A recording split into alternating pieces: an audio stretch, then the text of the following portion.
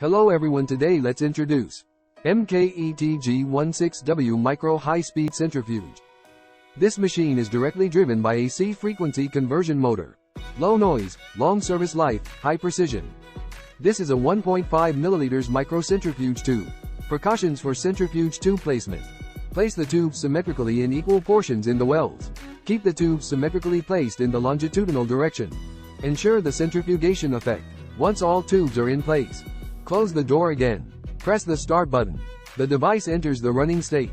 Now we set the centrifugation time to 10 seconds. Let's run it and see what it shows on the device panel. The speed is increasing. At this time you can also switch to C. The centrifugal force is changing accordingly. When we reach the set speed, the centrifugal time starts counting down. There will be a beep when the time is up.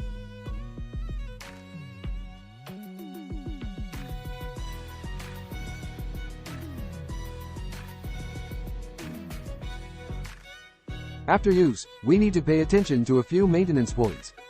First of all, the centrifugal chamber should be kept clean and tidy. If there is any debris, it should be cleaned out in time. Normally after use, open the door cover to ventilate for a few minutes. For the long-term use of the equipment,